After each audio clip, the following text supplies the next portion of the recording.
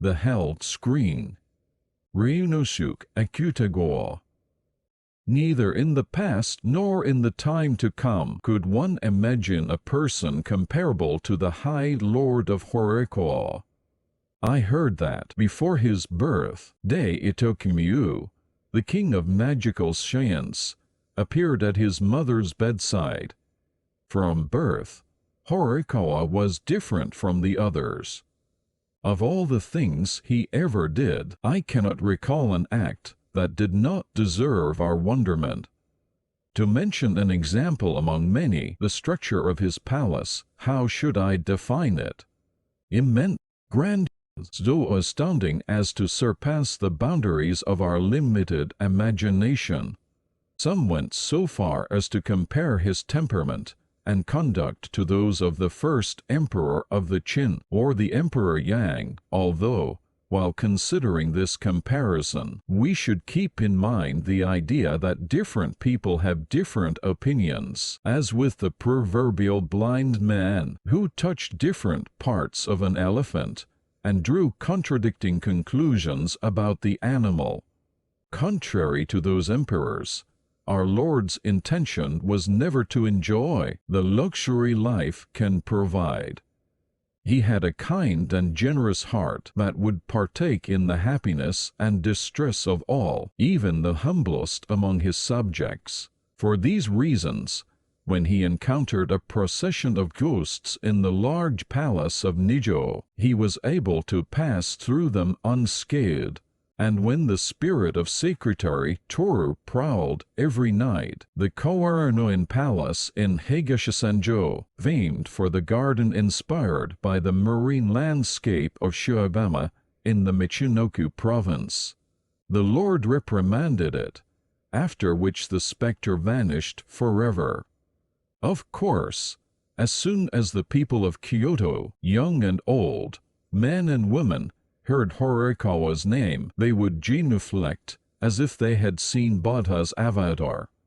One day, on his way home from the banquet of the plum blossoms, one of the oxen pulling his cart broke away and injured an old man who was passing by. It is rumored that the old man joined his hands to express his gratitude for having been touched by the hoof of the Lord's ox. His life was full of many memorable facts, most of which should be bequeathed to posterity. During a court banquet, the emperor gave him 30 horses, all of them white ones. When construction work on the Nagara Bridge was damaged, he offered his favorite boy attendants as human pillars to propitiate the gods. He had a carbuncle removed from his thigh by a Chinese bonze, who had introduced the magical healing methods of a celebrated Chinese physician. If I should recount all the anecdotes, I would never finish. But among all these episodes, none surpasses in horror the story of the hell scene painted on a screen that is now part of the Lord's family treasure. Even the High Lord, who was usually impassive, seemed to have been utterly shocked by the events. No need to explain that we, his attendants, were frightened out of our wits. In more than 20 years passed in the service of the Lord, I had never witnessed more horrid a spectacle. But before telling you the story, I must introduce the painter called Yoshihide, the author of the hell scene on the screen. Some people may even remember him today. In his time he was considered the first among painters, an unrivaled artist. When what I am going to relate happened, he was already over 50. At first sight, he appeared to be a short, cantankerous old man, all skin and bone.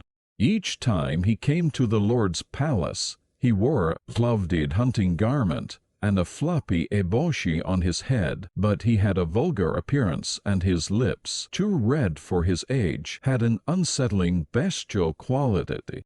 I do not know for sure the cause of this red color. Some said he had the habit of licking his paintbrush.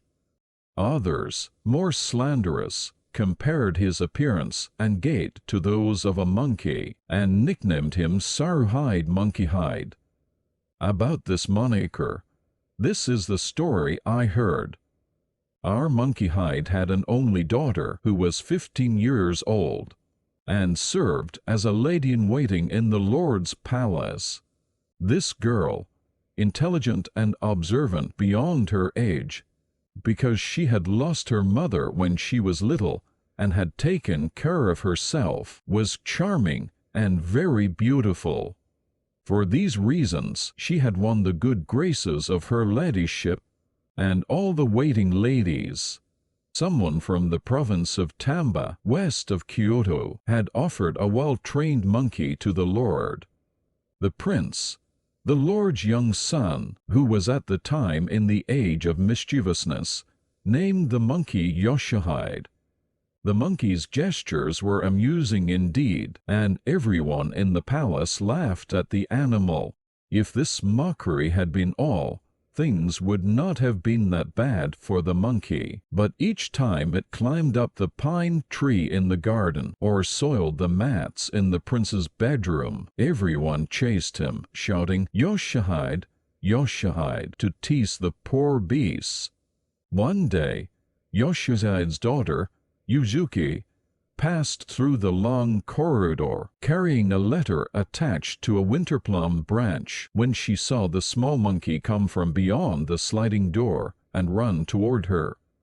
The monkey limped and seemed incapable of climbing up one of the palace columns, as she used to do. The prince ran after the monkey, a switch in his hand, and cried, "Stop, tangerine thief, stop!" At this sight, the young woman stopped for an instant. Just then the monkey flopped down at her feet, gripped the hem of her kimono, and begged her with doleful cries. She could not refrain from feeling compassion. Holding the plum branch with one hand, she picked the monkey up with the other, her long mauve-colored sleeve flying. "Lord," she said in a smoothly agreeable voice, bowing, "let me intercede in this monkey's favor. It is only a beast. Prithee, forgive it." But the prince had been chasing the monkey with determination. He made a face and stamped his foot 3 times. "Why do you wish to protect it? This monkey is a tangerine thief, I tell you."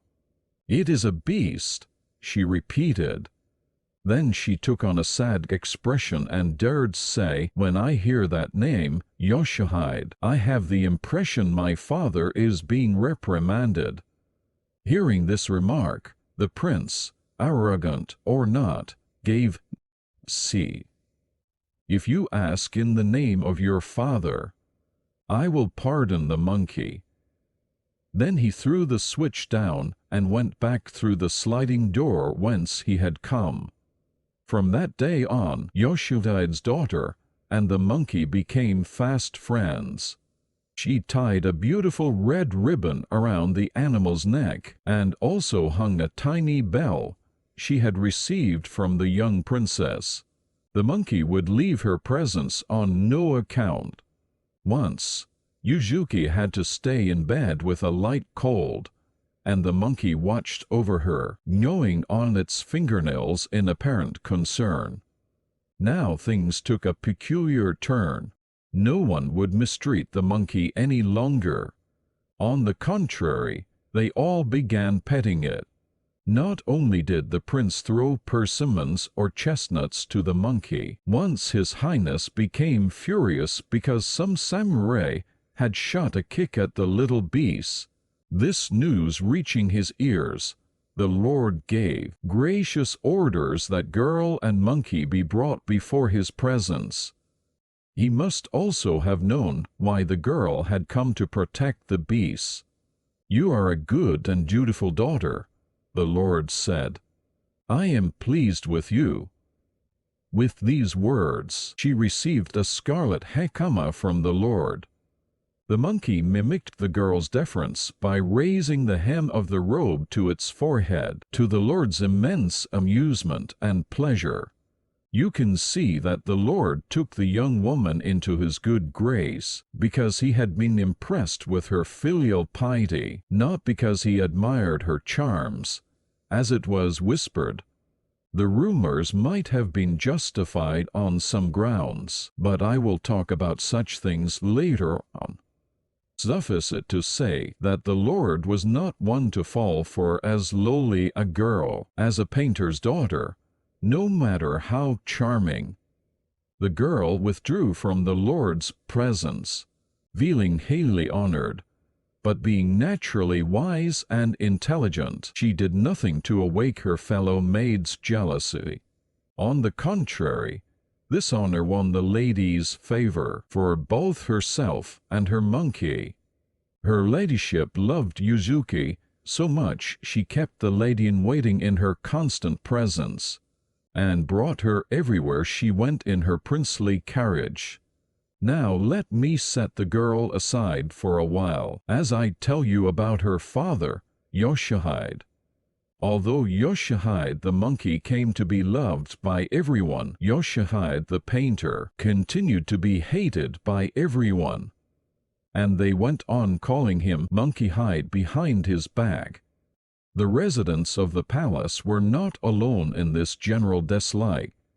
The great priest of Yokawa, for example, would turn red in the face at the mere mention of Yoshihide's name, as if he had seen a devil. As the rumor had it, Yoshihide had painted the priest in a humoristic scene depicting his conduct, but I know of no foundation proving the rumor true. At any rate, Yoshihide had a bad reputation everywhere. If one or two people did not speak ill of him, they were his fellow painters, who had seen his paintings, but had never met him in person. Not only had Yoshihide a vulgar aspect, he also had such shocking habits that everyone considered him a nuisance. For this reputation, he had no one but himself to blame. He was avaricious, mean, cowardly, lazy, and insatiable. But above all he was insolent and conceited. Always, I, the greatest painter in Japan, was plastered across his forehead. His bad temperament manifested itself beyond his work through a profound contempt for all customs and practices in life. According to an apprentice who had lived with him for a long time, one day a spirit was spouting a terrible oracle from the mouth of the famous medium of Higeki.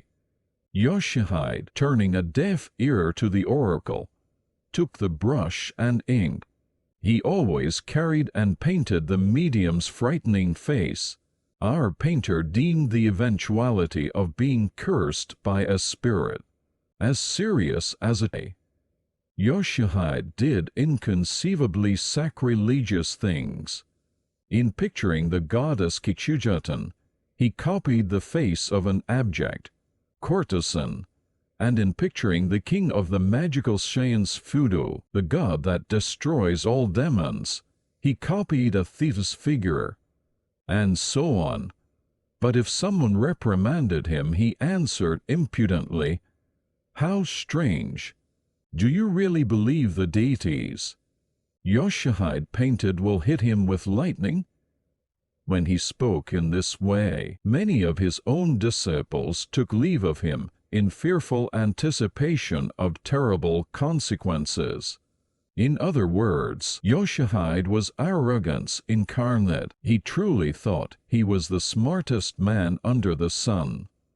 No need to say how highly he esteemed himself as a painter. His paintings were so different in brushwork and coloring from those of other painters that many of his colleagues, who were on bad terms with him, considered him an impostor. Several legends affirmed that the famous paintings by the ancient masters like Kawamura, Kanoka, and others were so well rendered that one could smell the fragrance of the plum blossoms painted on the doors as the delicate scent wafted about in the moonlit nights. And one could also hear the courtiers painted on a screen play their flutes. But all the paintings by Yoshihide seemed to elicit disturbing feelings. One would cite the scene of the Goshushoji, the cycle of births and deaths, hung on the portal of the Ryūge temple. Each time one passed under the gate at night, one could hear the celestial creatures sigh and sob. Some said they could smell the stench of rotting corpses. As rumor had it, the waiting ladies whose likenesses Yoshihide had painted at the Lord's command all fell ill and died within a few years. According to the slanderers, those events were proofs of Yoshihide's dabbling in black arts. His paintings, the critics said, were cursed. Being an eccentric, Yoshihide took pride in these rumors. Once, when the Lord told him, as a joke, "It would seem you are partial to ugliness," he replied with arrogance, a grin on that strangely red mouth of his, "That is true, my lord. It is an unaccomplished artist who cannot perceive beauty in ugliness." Notwithstanding his superiority over any other painter in the country, how could he make such a haughty reply to the Lord? His apprentices secretly nicknamed him Chureiju. Maybe you already know that Chureiju was the name of a Tengu who came from China in older times. Nevertheless, even the insufferable, shameless Yoshihide was not without feelings. One single human emotion remained within him. Yoshihide adored his only daughter, the little lady-in-waiting, and his love for her bordered on madness. As I said before, she was sweet and devoted to her father. It seemed strange that, to this avaricious man, nothing was beautiful enough for his daughter kimono, hairpins, and expensive hairdressers. Although he never contributed his tithus or mites to any Buddhist temple, he doted so much on her no expense was too extravagant for the girl's adornment, although I do not know if this rumor is true. He adored her wildly and madly, and he never gave any thought to finding her a good husband. On the contrary, if anyone had courted her, he would have hired street assassins to get rid of the suitor in the dead of night. When the Lord expressed the wish of having the painter's daughter as a lady-in-waiting, Yoshihide was so displeased he came to the palace with a sore face, even in the presence of the Lord himself. The rumor that the Lord had called the painter's daughter to the palace because he was enamored of her beauty might have originated in the displeasure the painter bore so openly. I am sure it was mere gossiping, while it was true that Yoshihide adored his daughter and strongly wished to have her at home with him. One day Yoshihide painted in the likeness of one of the Lord's favorite boys. The Lord, pleased, said to the painter, "Yoshihide, I will grant any request of yours. So tell me what you wish." "If it pleases your lord," Yoshihide dared say, "let my daughter be released from your service." The painter's reply would have been conceivable if he had answered another lord, but who would have imagined Yoshihide would be so presumptuous as to ask of the Lord Horikoa to let go of his favorite lady-in-waiting, even though Yoshihide loved his daughter so much. Even though the Lord was very indulgent, he seemed offended. He stared at the painter for a moment, and then he uttered, "No, I can't grant that," and left on the spot. The two of them found themselves in the same situation 4 or 5 times.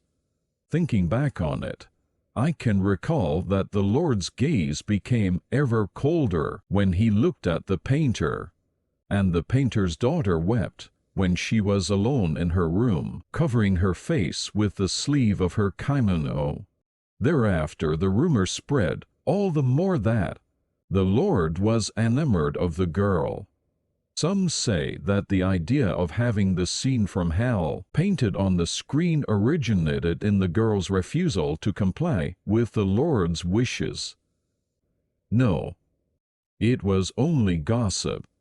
I am sure of it. In our opinion, the Lord did not dismiss the girl because he took pity on her and preferred to let her live in ease and comfort rather than send her back to that misanthropic father of hers. It was certain that the Lord felt affection for such a sweet-tempered girl, but to think his lordship had amorous motives was a far-fetched distortion of truth.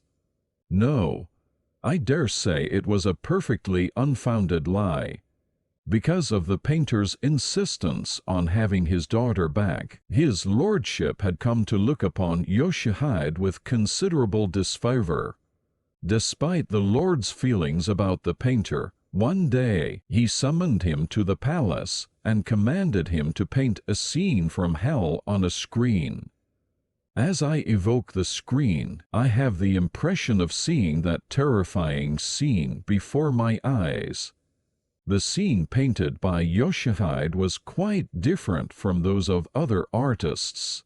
First of all, because of its composition. The 10 kings of hell and their households were confined to a corner, while all the rest consisted of wild flames roiling around the mountain of swords and the forest of spears, which seemed ready to take fire as well. Save for the blue and yellow of the Chinese-styled costumes worn by the governors of hell, which stood out here and there, everything else was ablaze.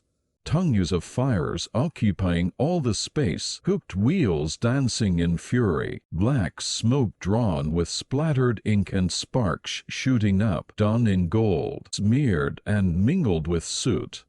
These scenes would have sufficed to scare the human eye, but one could also see other personages writhing in agony among the flames.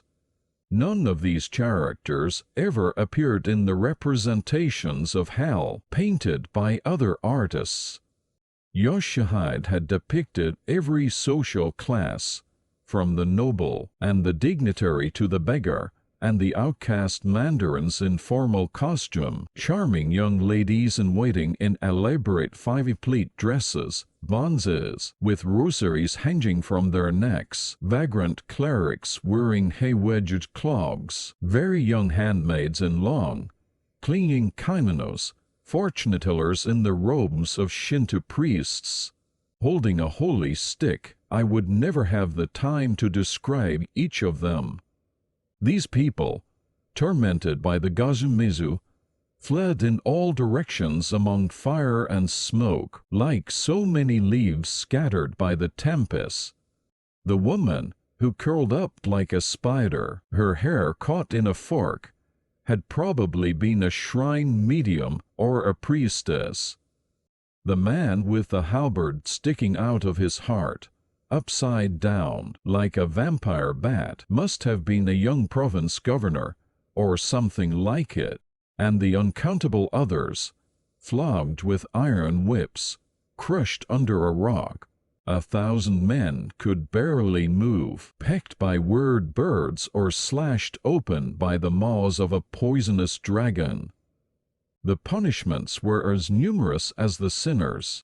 One of these horrors, however, stood out in its own horrifying right, surpassing all the rest.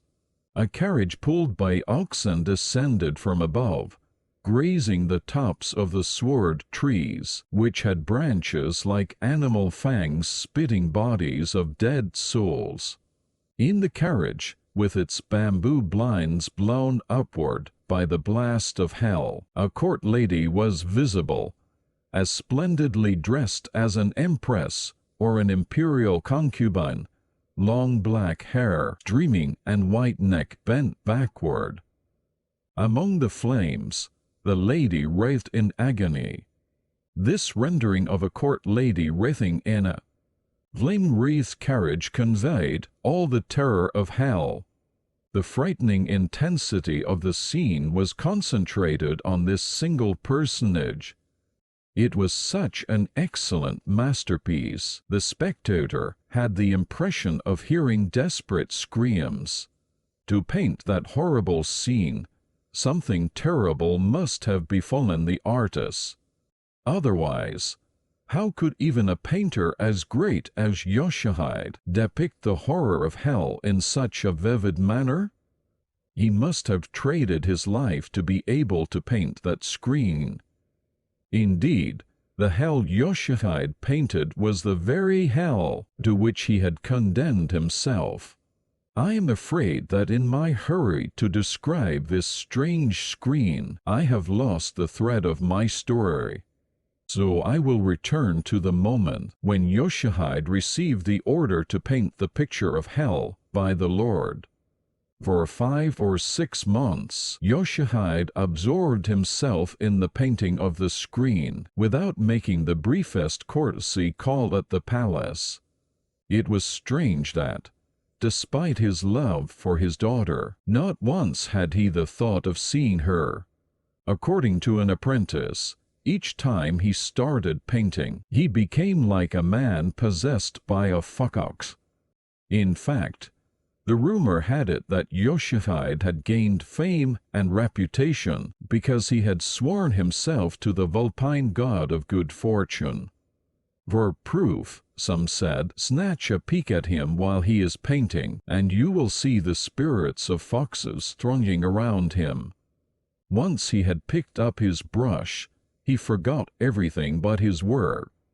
He confined himself to his study, and never came out to see the sun.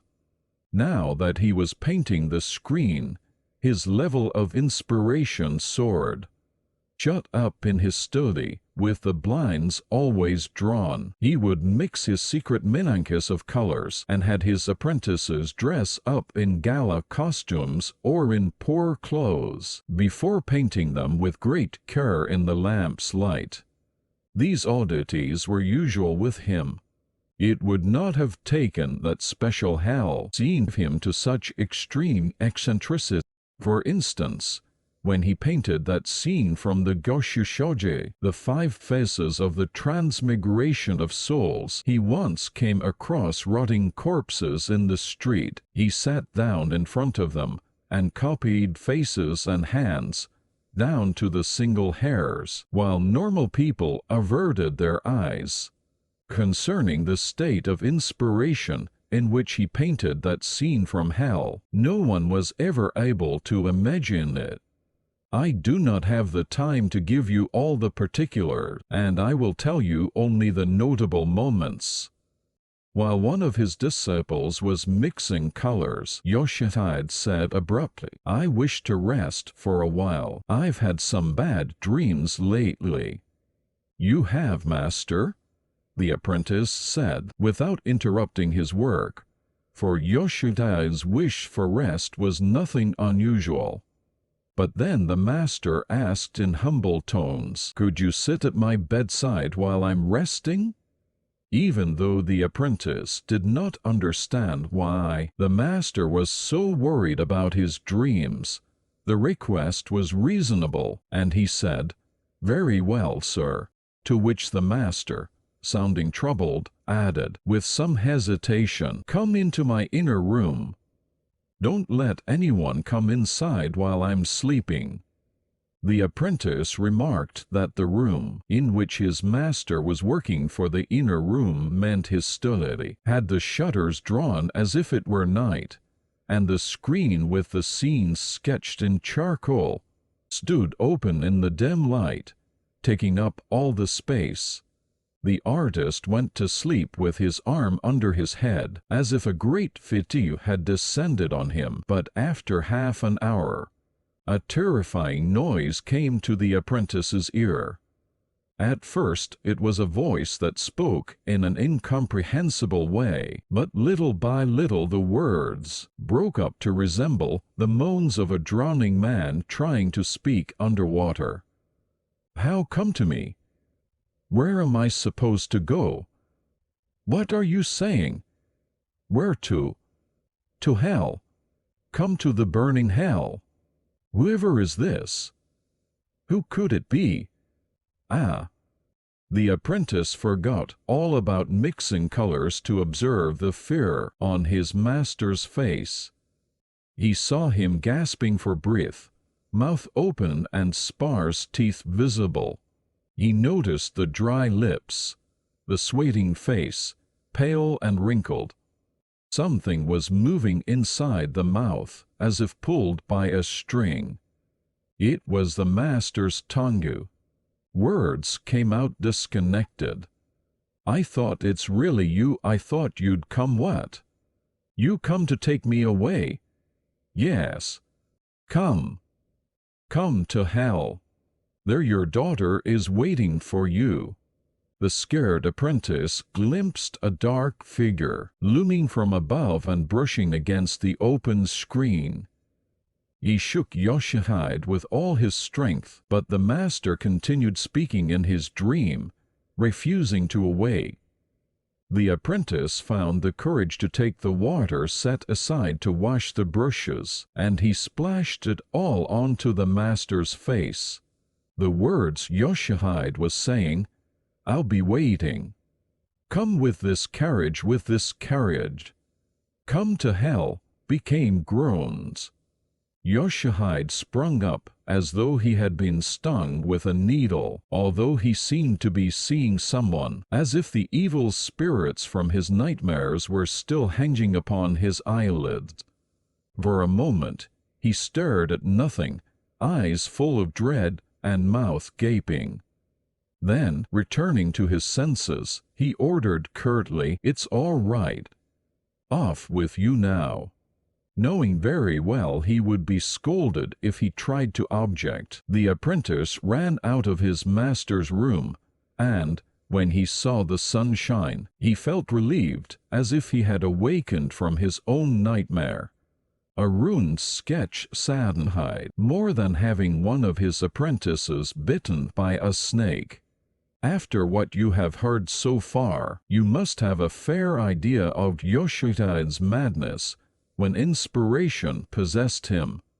But let me recount one more episode. This time, an apprentice of 13 or 14 almost lost his life because of the screen. One night, Yoshihide called this boy, who had the white complexion of a girl, to his study. In the light of the oil lamp, the apprentice saw the master feeding an exotic bird, something that, placed on his palm, resembled raw meat. The bird, as big as a cat, had feathers sticking out of its ears and large round amber-colored eyes that made it look like a cat indeed.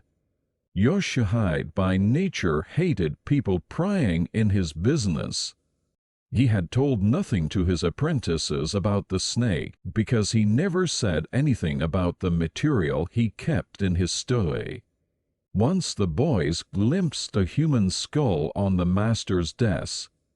Another time they saw silver bowls and lacquered platters or other unusual items, depending on what he was painting, but no one knew where he kept these things.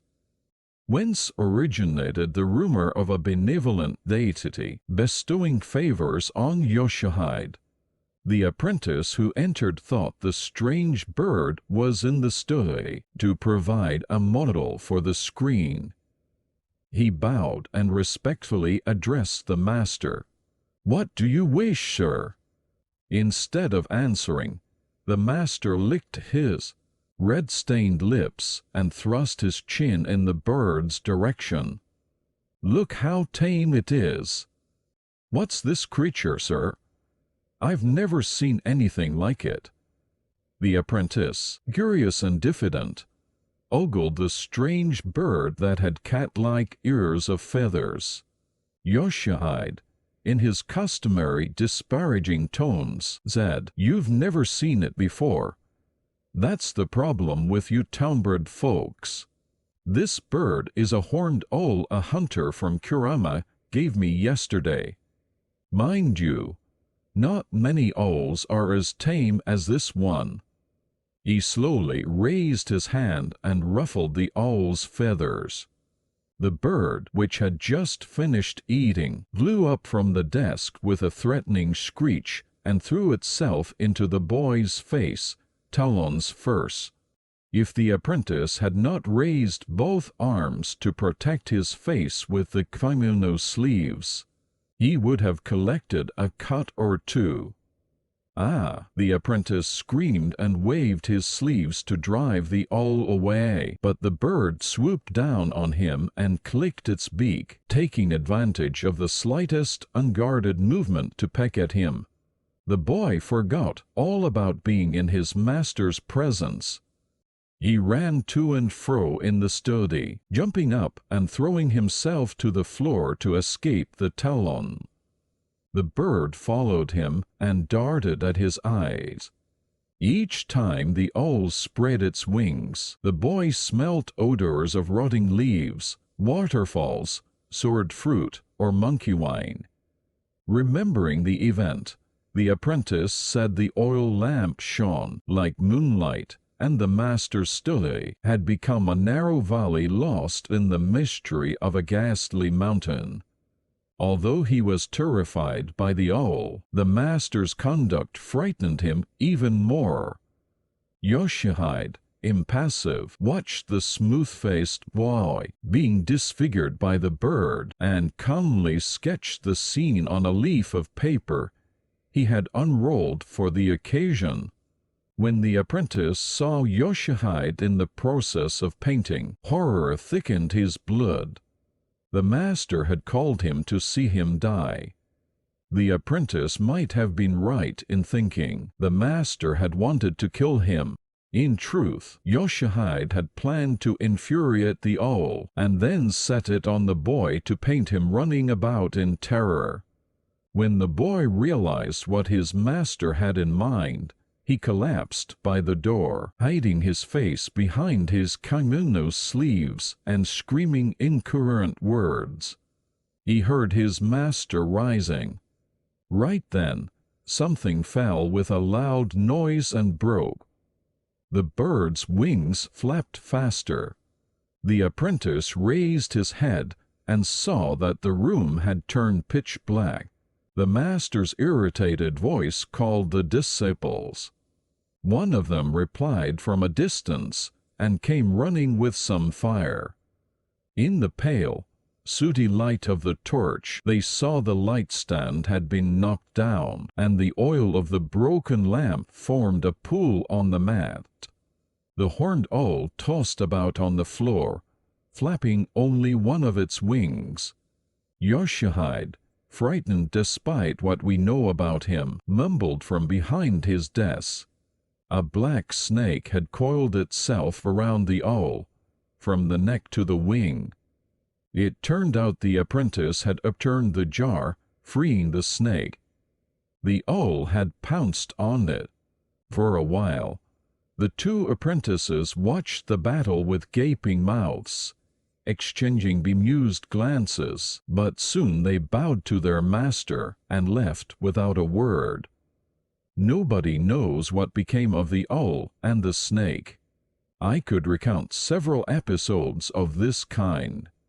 The High Lord had ordered the screen decorated with a picture from hell at the beginning of autumn. During all winter, the disciples worried about their master. Toward the end of winter, Yoshihide seemed unable to continue his work and became gloomier than ever, while his language turned more aggressive.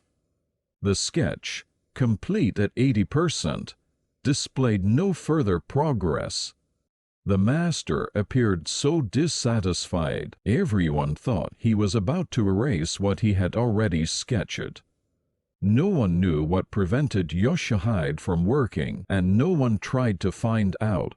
The apprentices, Worry after so many incidents gave Yoshihide a wide berth, as anyone would do if forced to live in the same cage with a tiger or a wolf. As a consequence, I do not have much to say about that period. If I had to add anything, I would say that the stubborn old man had become so maudlin he would sometimes be found weeping alone in his room. Once, an apprentice went out into the garden and stumbled across his master.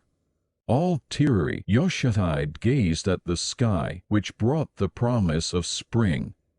Embarrassed, the disciple slipped away. It was such a strange spectacle. This man so merciless he could paint corpses in the street for the Goshioji scene, but now weeping like a child because he was unable to work on the screen. While Yoshihide was absorbed in his work, with the intensity of a madman, his daughter became more cheerless by the day, and it was clear to us she was trying to hold back her tears. Her face, white and melancholic by nature, now displaying black circles under eyes shadowed by heavy eyelashes, gave her a tragic composure. Sad and lonesome, she appeared to have retreated into her inner self. Various guesses were made, such as she misses her father and her home, or she's in love. As soon as a rumor spread that the Lord wanted to submit her to his desire, the good people stopped talking about the painter's daughter, as if they had forgotten all about her. Just about this time, as I happened to pass by the corridor in the dead of night, the monkey Yoshihide bounded toward me and persistently pulled at the hem of my hakama. It was a mild night, bathed in moonlight and charged with the sweet scent of plum blossom. In the dim light of the moon, I could see the monkey baring its teeth under a wrinkled nose. The beast screamed wildly, feeling 3 parts of fear and 7 of anger. As I was afraid the monkey would ruin my new hakama, I was tempted to kick the beast and go my way when I remembered the samurai, who had mistreated the monkey and had received a reprimand from the prince. Moreover, the monkey's behavior indicated that something unusual might have happened. I let myself be pulled by the monkey for 5 ken or so. I took a turn in the corridor, in the direction of a placid pond that glistened pale in the darkness, behind a pine with finely shaped branches.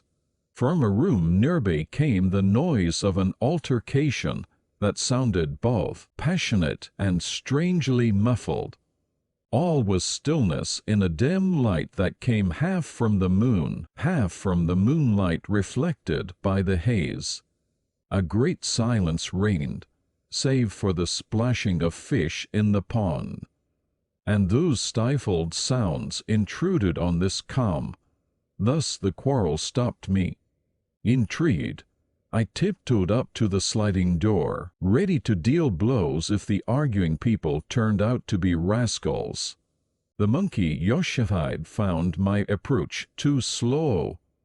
Shrieking as if someone had been strangling its neck, the monkey ran around me 3 times and finally leaped onto my shoulder. I turned my head quickly to the side to avoid the tiny claws, and the monkey gripped my sleeve to hold on. Losing balance, I staggered back and bumped against the sliding door. Now I was forced to act. I threw the door open and was about to rush into the room beyond the reach of the moonlight when a young woman bolted out the doorway as if propelled by a spring.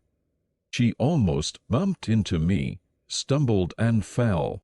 Kneeling there, she gazed up at me, disheveled, out of breath and trembling all over as though still under the impression of a dreadful sight. I need not tell you I was in the presence of Yoshihide's daughter. But that night she looked so different, so lively. Her eyes sparkled, large and bright, her cheeks glowed with a rosy blaze. In her untweed nightgown, she was alluring, quite unlike her customary childish innocence. How could this attractive creature be the painter's daughter, who was so fragile and modest? Steadying myself against the door, I observed the beautiful girl in the moonlight. Hurrying footfalls came from a masculine figure receding into the dark. I pointed in the man's direction and asked in a calm voice, "Who is this?" The girl bit her lip and shook her head. She appeared to be much chagrined. I stooped down and whispered into her ear, "Who was that man?" She shook her head and pressed her lips together. Tears filled her long-lashed eyes. On account of my inborn stupidity, I only understand what shines as clear as daylight under my nose. Not knowing what to say, I remained rooted to the spot, as if I were trying to hear her thumping heart. For one thing, I did not wish to be harsh and prod her with more questions. I do not know how long I remained stock still, saying nothing. Finally, I shut the door and turned to the girl, who seemed to have recovered a little. As gently as possible, I told her, "Now go back to your room." Tormented by the sensation of having witnessed something I was not supposed to see, and ashamed of what, I do not know, I strode back to the place I had left to follow the monkey. Hardly had I taken 10 steps than someone tugged timidly at the hem of my hakama from behind. In surprise, I glanced over my shoulder. Can you guess who it was? The monkey Yoshihide gave little bows with its head, hands placed on the ground to express gratitude like a man. The gold bell at its neck tinkled. 2 weeks had passed when Yoshihide the painter showed himself at the palace without being requested, and begged the Lord's personal audience. He believed his wish would be granted, given the consideration in which the Lord held him in spite of his humble origins. The Lord, who did not admit people in his presence easily, made an exception. The painter, sporting his customary orange hunting garment and floppy cap, and looking more sullen than usual, prostrated himself, bowing his head repeatedly. Raising his chin, he said in a hoarse voice concerning the screen, "Your lordship was pleased to command. I would like to tell your lordship, I have applied myself to the task night and day, and have very nearly finished the work." Excellent. I am pleased to hear it. Nevertheless, the Lord's voice lacked conviction. "No, my lord." Yoshihide lowered his eyes, as though plagued with dissatisfaction. "It is almost finished, but there is one detail I am unable to paint." "What?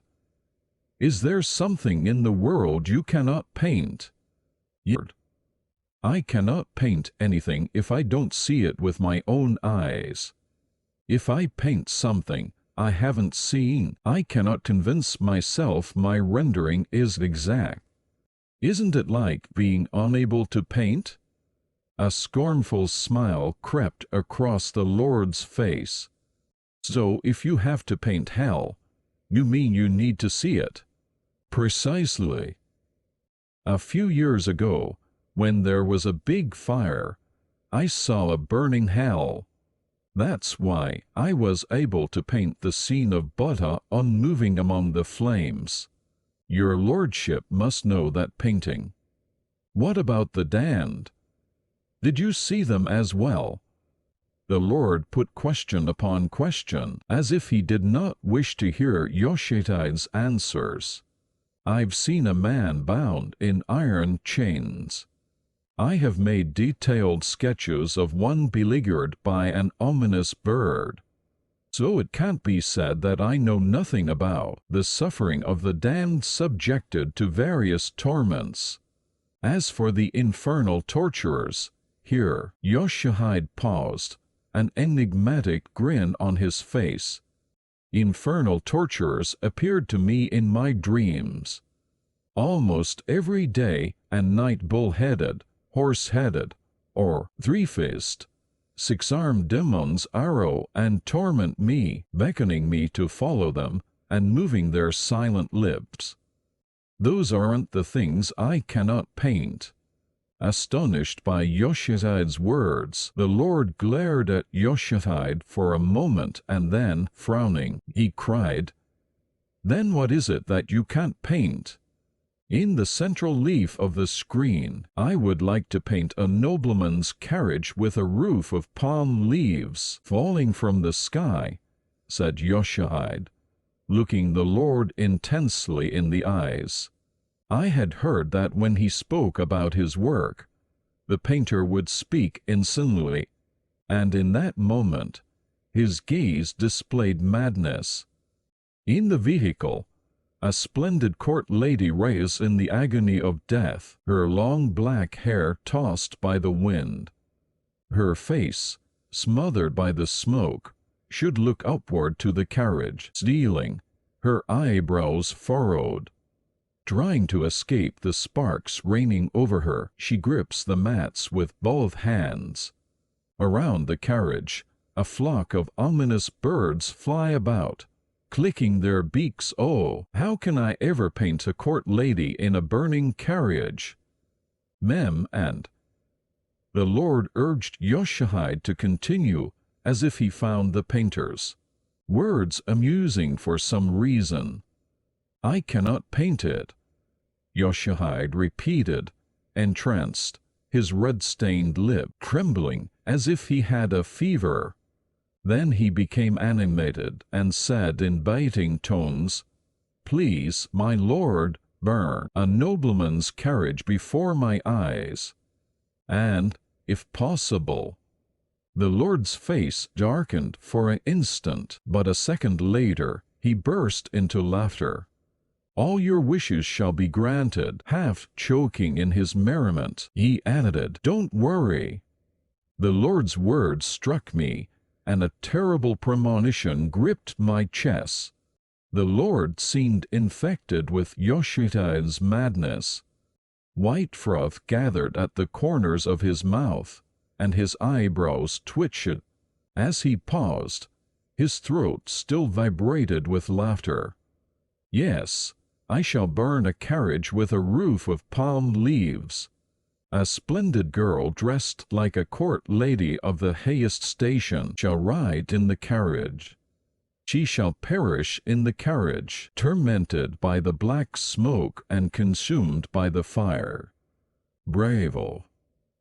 It is an excellent idea, worthy of the greatest painter in the whole country. I praise you highly." Upon hearing these words, Yoshihide turned pale and tried to move his lip as if he were suffocating.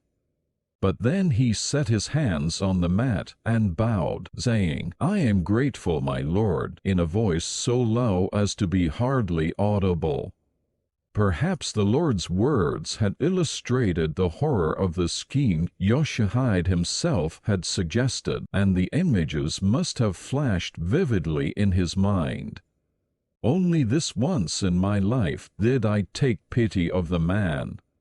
A few days later, as promised, the High Lord summoned Yoshihide to witness the burning of a nobleman's carriage right before his eyes, although this event did not take place on the grounds of the Lord's mansion of Horikawa. The carriage was burnt in the mountain mansion of Yukage, the limit of the snow, where the Lord's sister had once lived. No one had inhabited the house for years, and the vast garden was said to be in state of total neglect. In those days, many rumors concerned the fate of the High Lord's late sister. Some said that on moonless nights, Her crimson hakama could be seen moving along the corridors without touching the floor. These rumors of gloomy apparitions stemmed from the lonely and desolate nature of the neighborhood, even in the daylight. After dark, the murmur of a torrent added a note of melancholy, while night herons fluttered about in the starlight, like winged monsters. In the pitch-black, moonless night, torches shed light on the Lord, who, dressed in a yellow-green kimono and a brocaded purple hakama, sat cross-legged near the veranda on a round white cushion hemmed with bicolored silk.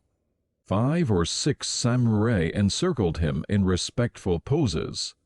One stood out among them, a man solidly built, who had eaten human flesh out of starvation after the Battle of Michinoku, and was now so strong he could break apart the horns of a living deer.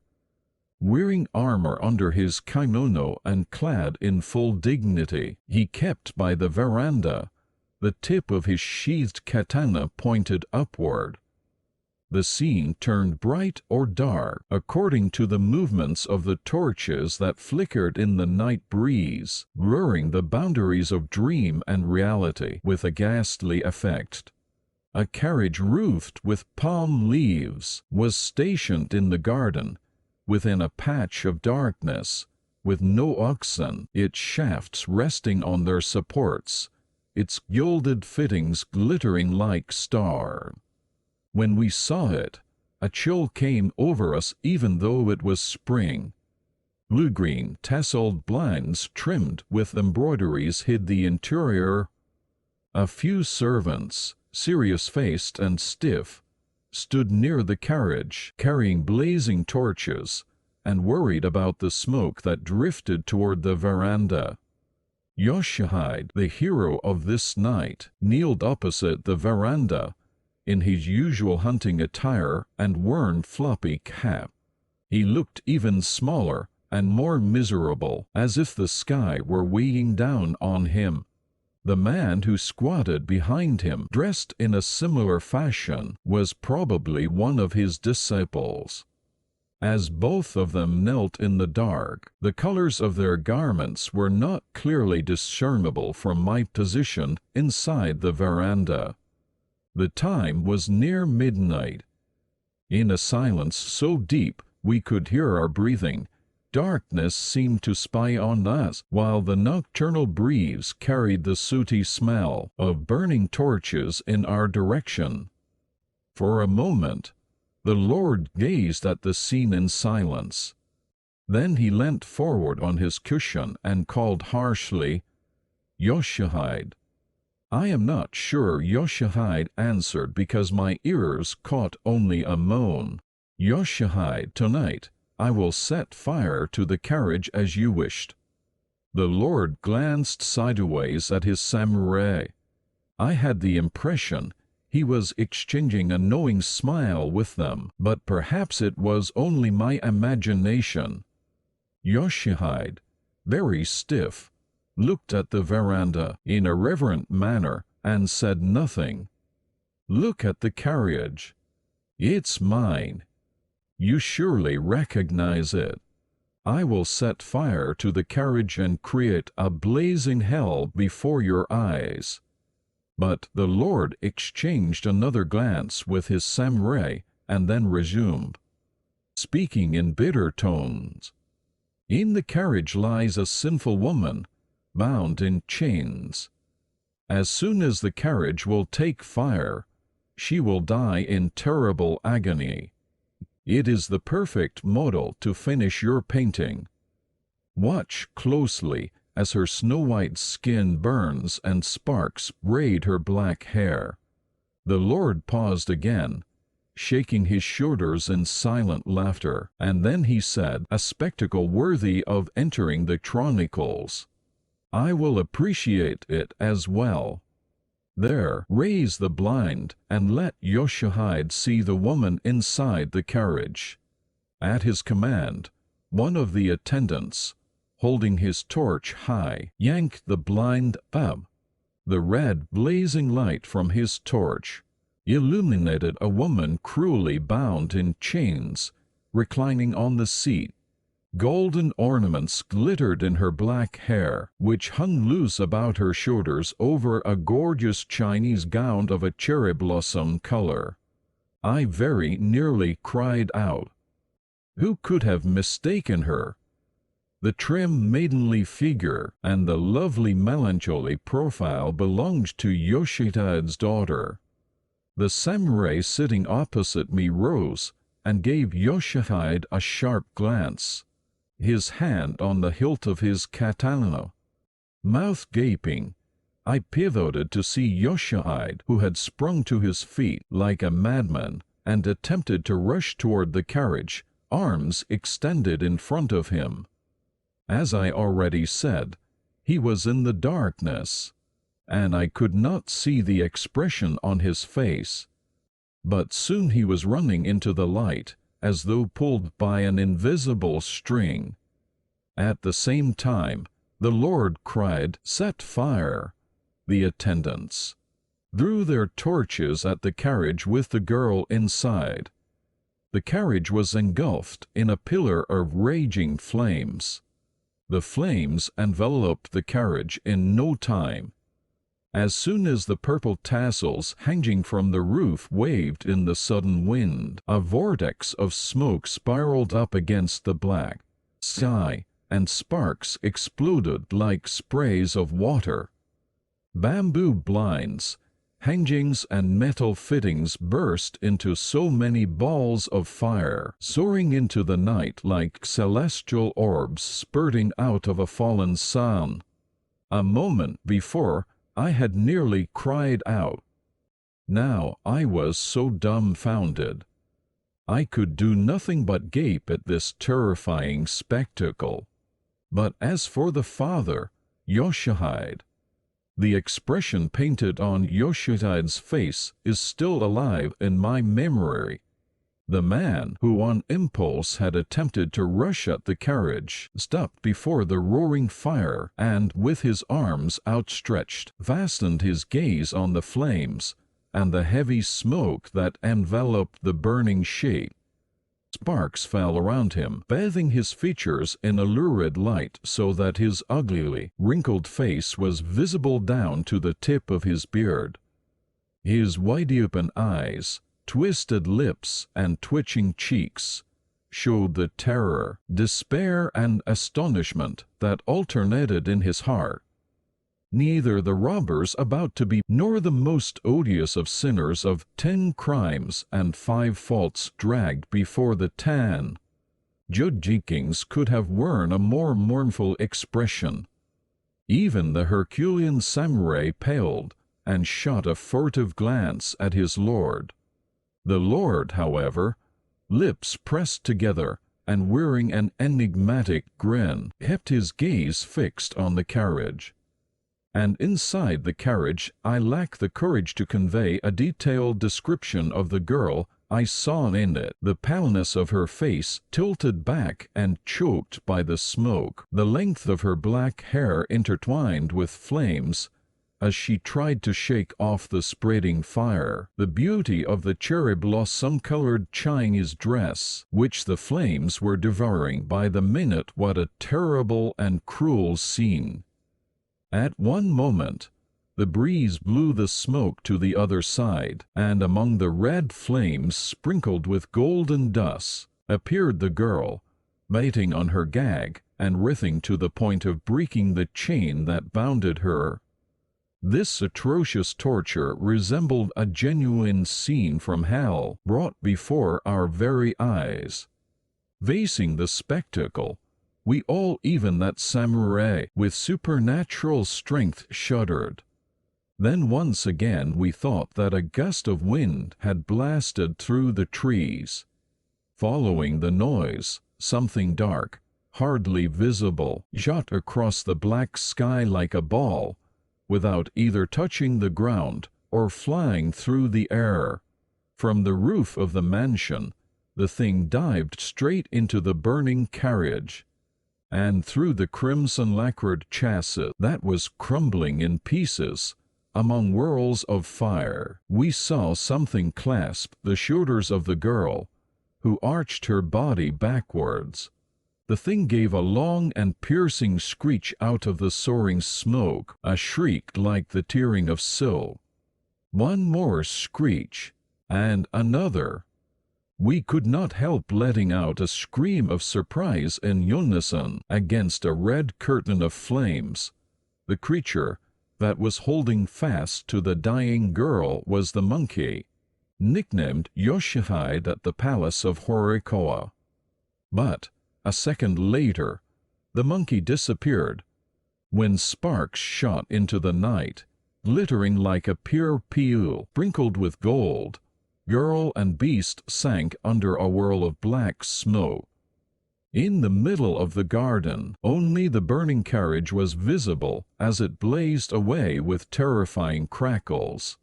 A pillar of fire might have been more appropriate than burning carriage to describe the blaze that soared into the starry sky. Before the pillar of fire, Yoshihide stood still, rooted to the ground. What a strange transformation! The old wrinkled face, which only a minute before had expressed agony at the infernal spectacle, now radiated a blissful ecstasy. Arms tightly crossed on his chest, he seemed to have forgotten he was in the presence of the High Lord. His eyes did not mirror the girl's atrocious agony any longer. Did the form of the thrashing body, silhouetted by the wonderful red color, satisfy him? The strangeness went beyond the sight of this father, ecstatically watching his daughter's agony. At that moment, Yoshihide incarnated a solemn exaltation, elevated beyond the human condition, some supernatural dignity, similar to the king lion's wrath in his nocturnal appearances. Even the uncountable, soulless night birds scattered by the flames seemed aware of the mysterious virtue that shone like a halo over Yoshihide's worn cap. If the birds were scared, so much more were we, the humans, down to the menial. We held our breath, and, shivering, watched Yoshihide with the same wonderment we would have felt at the unveiling ceremony of a newly made Buddhist image. Those sputtering flames soaring, immense, into the sky, and Yoshihide, who stood, petrified and absorbed in the tragic spectacle. Such greatness and joy. But the Lord, who sat in the veranda, fairly removed from the great fire, was as pale as a speck, white froth at the corners of his mouth. He gasped like a thirsty animal, grasping tightly his knee draped in the purple hakama with both hands. I don't know who spread the story of a carriage burnt, with a woman inside, but I know it reached every corner of the country. Many wondered why the Lord had burned Yoshihide's daughter alive.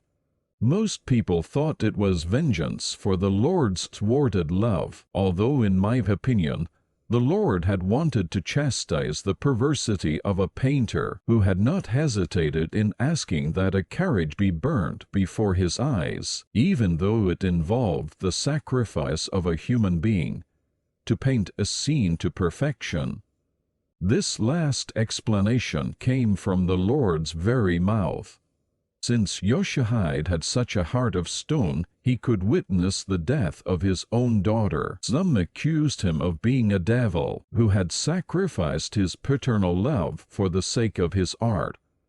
The great priest of Yukawa supported this view. Whatever talent they may have in any branch of learning or art, those who did not live according to the 5 virtues of Confucius, benevolence, justice, courtesy, wisdom and fidelity, are to be condemned to hell. 1 month later, when the screen, decorated with the scene from hell, was complete, Yoshihide took it to the palace and presented it to the Lord with all his respect.